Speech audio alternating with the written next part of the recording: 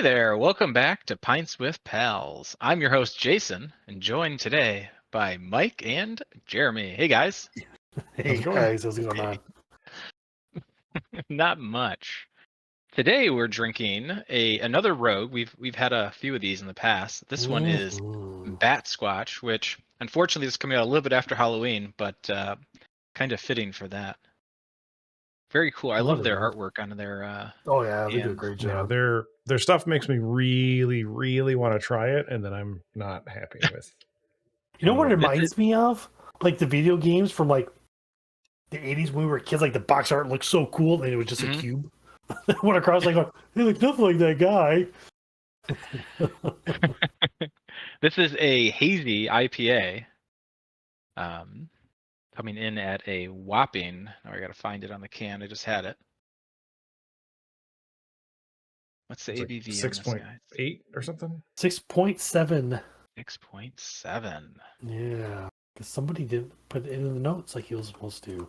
Oh. Jeremy. Ooh, it's definitely hazy. Oh wow, look at that.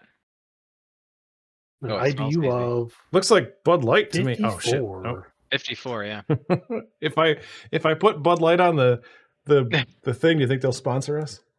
No. Maybe. Ooh, mine says Nespresso, so it smells very orangey. Oh, it does smell like orange. Orange tangerine.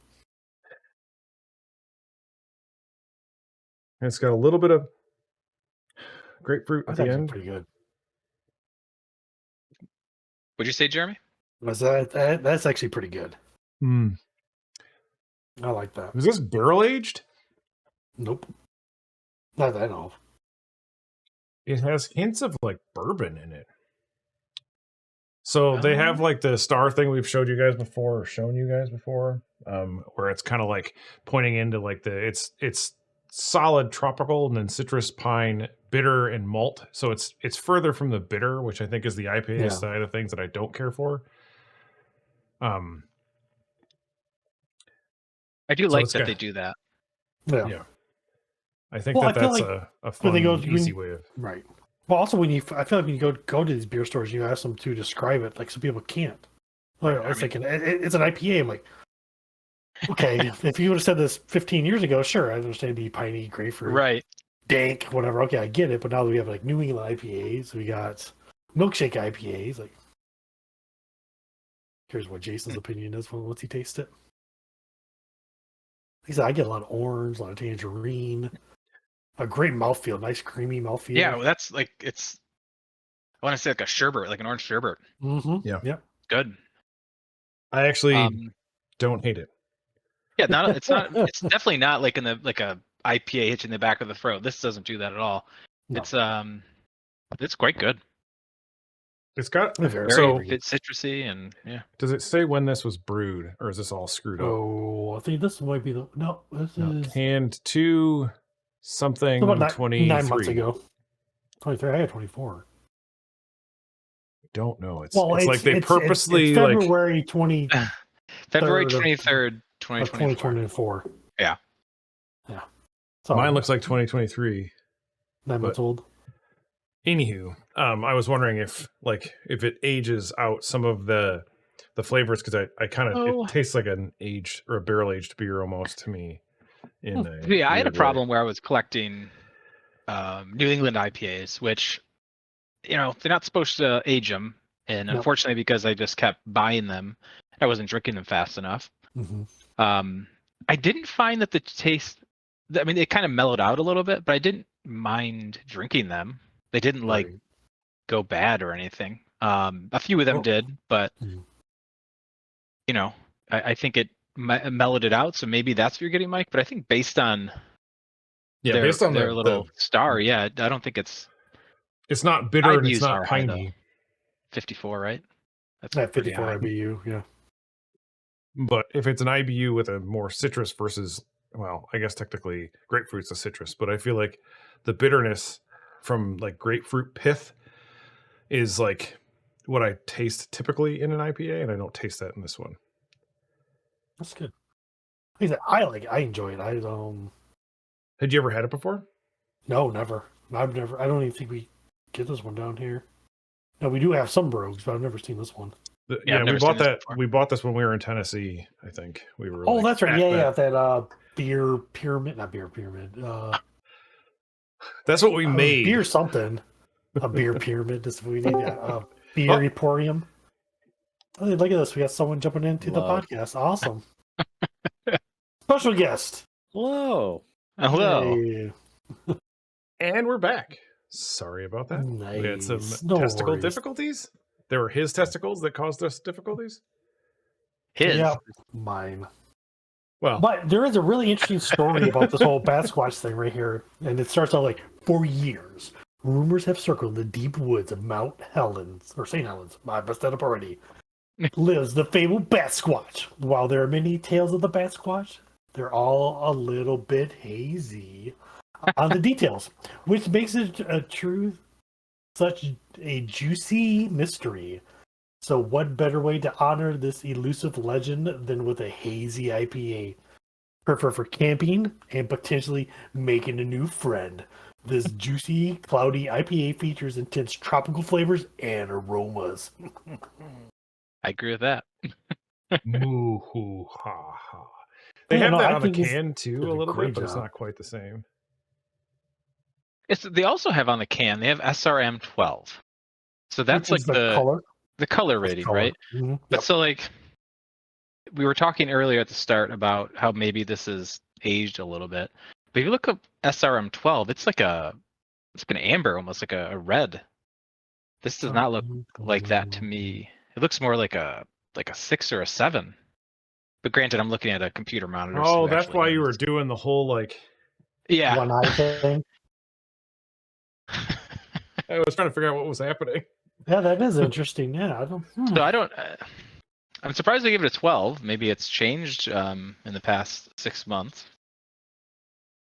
What Could have. I have, I mean, obviously, like in the brewing industry, there is a thing called like cold crashing. So like the longer it sits in at temperature, the more shit falls out of it. So I'm wondering if eventually, like, if it's stuck in the bottom of the can or whatever, but it doesn't look like it. Well, it's weird. Camera there. Apparently, it's actually there's a formula for it. So maybe it's not color because you can estimate the color before brewing. So maybe they're only showing the estimated color. Because MCU is equal to the weight of the grains in pounds times the color of grain in degrees divided by the volume in gallon. So the degrees would be like the level bonds. Mhm. That's what they're talking about. And I can't for the life of me. I wish I wouldn't have said that word because I don't remember what it means at the moment. But I think it does depend on color.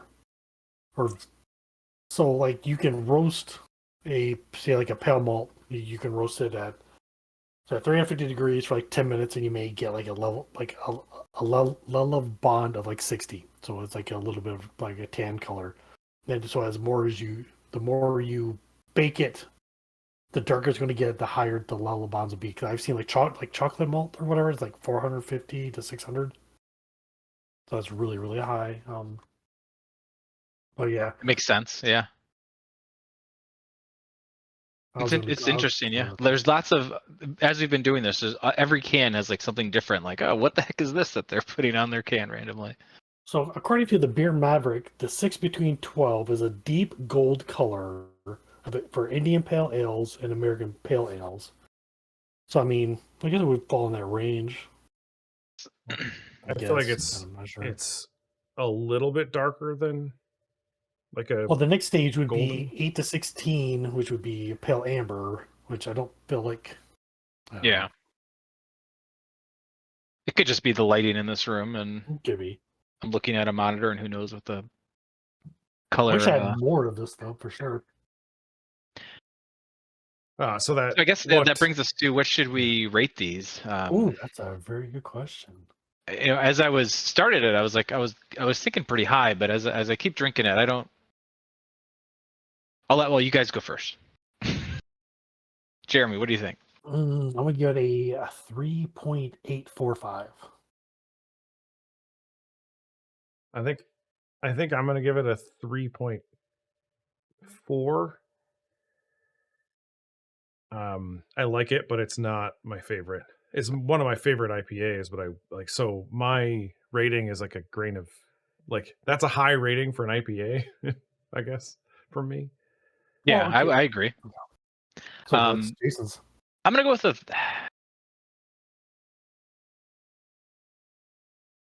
I'm gonna go with 2.5. I don't know. I'm like, I really like IPAs. Wow. Yeah. I at first I really liked it. But it's not. There's something about it that isn't a hazy IPA to me. It tastes like Founders. It has the Does it? Founders funk. That's what I was like. It was reminding me of like a Founders, like all of their barrel aged beers, and I think that's why. Maybe we need to get a freshie. Maybe that's the problem. Yeah. Although we did buy these at the like the 1 or 2 off, so I'm wondering if they purposely like smudged the Yeah. numbers when we were, because we were buying them from like a can dispensary thing. Like you could grab like one-offs and not like the whole thing. So I'm wondering if they're like, "Eep, I'll just smudge this one." So mine might taste guess different than your guys's. Based on their star, right? Yeah. Tropical is super high and citrus is super high, and I don't get much of either. I was, I get the orange sherbet is very creamy. Like I love the mouthfeel, but I don't get. I don't know.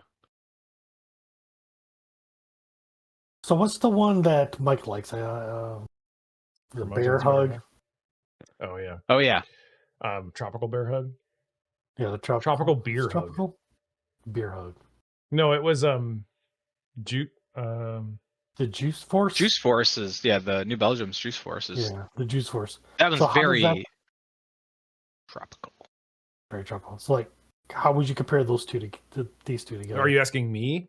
Yes, yeah, I would. I like that one better. So like that would be like a 3.8 for me, and that's probably going to be the max I'll ever put an IPA. Is like a 3.8 on my. Well, actually, that one that we had in Cleveland, Cincinnati. Yeah, that one. That was phenomenal. Yeah, that one might have been like a 4.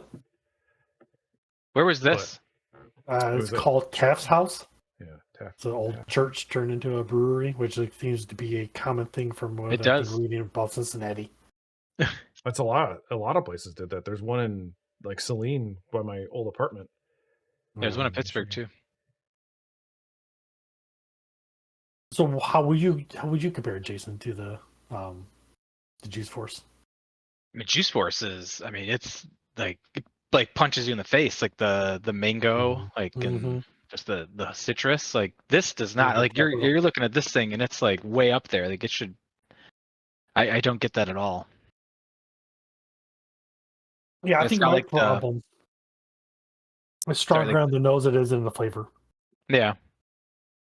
And I'm rating it 2.5 just because I like hazy IPAs, and this is disappointed. Yeah, I mean, at first I was excited. It had the color is great, the cloudiness. Looks like a glass of orange juice. Yeah. But I'm not getting the tropicalness or the citrus that I expected. Fair enough. Well, I did come up with my own maybe potential version if I were going to try to make this. I've been messing around with ideas of making some type of hazy IPA. I made a like an orange creamsicle hazy IPA that turned out okay. I used a hop I wasn't familiar with, and I kind of regret it. But this one is a little easier of a build. It wouldn't make much beer at all. This is like maybe a 2-gallon batch. Well, I was gonna say, because I'm like looking at your recipe, I was like, that's gonna be like 0.5%. Yeah, no, it's a very small, because like I don't drink a whole lot of IPAs. I don't know. I like beer in general, but I don't drink a lot of these. Anyways, so what I use about 3.5 pounds of like pale ale malt, just some really simple, some 2-row. About 1.5 pounds of like Munich malt that can be for flavor, toffee, stuff like that. And then to get the nice creaminess, I would use 8 ounces of oats. That's why I'd get the nice creamy mouthfeel. And then maybe 14 to 16 ounces of wheat malt. again, that give you some of that, so some more green flavor, maybe some more complexity to it. But what would make it kind of stand out there is I would use 1.25 ounces or 1.25 ounces of mosaic to get that sweet fruit, the berry kind of flavors, and 1.25 ounces of Pacific Jade, which is going to be the herbal citrus kind of flavor. So I was trying to match it as much as I could with this little star pattern that we keep talking about on the can. So that would be at a hop stand. I'm not sure we actually ever talked about a hop stand before, but a hop stand refers to the method where the hops are added at the conclusion of a boil, so it's already gone through the whole boil process, and you killed it. You stop. As you're slowly bringing it down, you're going to hold it at a certain degree. Well, I picked 177 degrees. Why? I have no idea. It just sounded like a cool number to pick. So I would let it sit for about 20 minutes, and it's still going to slowly cool down, so it'll probably get down like another 20 degrees in 20 minutes or so, I assume. And then after that, I would dry hop it for the last 4 days. I would add in another 1.25 ounces of the mosaic, another 1.25 ounces of the Pacific as well. And I'm trying to expand my yeast. I only use like Safel yeast for the most part. But I figured with this one I would try the Mangrove Jack's yeast, which from what I understood was only cider yeast, but I guess now they've been doing beer as well too. So they have one that's just specifically designed for hoppy beers. And I figured, oh, why not? Why not try this Mangrove M36 and Liberty Bell? I think that might be a good compare to get that nice. I'm hoping it would add extra phenolics, so like more more flavors, more esters, so it gets where the fruit flavors will kind of stand out just a little bit more. That's what I'm hoping that it would bring to the table. But until I make it, we'll never know. So hopefully here soon I'll get to it. Cool. Mike, what's your easy IPA recipe? I think I would Yeah. just take all those things and then throw them in a container and then use them in some other kind of beer. Yeah. I did use the Mangrove Jack's cider yeast. And I did, so I just today, oh shit, I forget what brand, but I looked up another brand because that one was like $5 or $6, I think, per yeast packet, which is about average. Like the US05 and all those ones are kind of in that range. But then I got like a different yeast to try and do the ciders with, and when I tried the Mangrove Jack one, I actually liked the flavor of the yeast by itself. When I tried this new one, it just tasted like bread. So I'm kind of nervous about, hopefully the pressurized fermentation will take out those esters that I'm not liking, but I feel like it might just leave a lot of the bread flavor. So I'm kind of nervous as to what this yeast is going to come out with, but it was like 80 cents a pack too, when it was all said and done with a real cheap yeast. Wow, that's really cheap, yeah. I'll have to find out which one it was. I can't remember. But yeah, that was definitely update us on that one for sure. Yeah, they are Red Star, Cuvée du Blancas wine yeast. The wine yeast, yeah. Côte de Blancas. I don't like the wine yeast. I've tried. I'm thinking 4 or 5 different ones. I don't care. I've had the yellow, red, gray, and there's one other one I've tried. I just don't care for them. Green. I think they're. But this was like, I looked it up, and like 3 or 4 different YouTube channels were like, no, this is the best of, like, they tried 6 different ones, including Mangrove. Right. And then this was the Red Star green label one. I think my problem is it ferments so quickly that it makes the cider extremely dry, and even after I back sweeten it, I still feel like it has a weird dryness to it that I can't get rid of. That's what I don't like dry cider. I think to me dry cider is disgusting. I just don't care for it. But some people love it. Some people like dry wine. I can't. Yeah, I was gonna say, you don't like wine or dry wine? Not at all. Nope. I like red dry wine. I don't like white wine. Just. No. One thing I did notice about this is on the webpage for Rogue Batsquatch, the logo is different. So maybe they made some changes. Uh-oh. Dum, dum, dum. Well, we're going to asterisk this episode. No, I don't. I think it's fine. Oh, I do see it too. I blame Jeremy. No. No. Mike was with me when I grabbed this, so I just bought it all. All right. Well, on that note, yes, sir. don't forget to have a pint with your pals. And please drink responsibly. And like, comment, subscribe. Let us know what you drink next. Let us know what you like, what you don't like. Thanks. Join Discord. Yeah. Join Discord. Join the Discord. Cheers. Cheers. Cheers.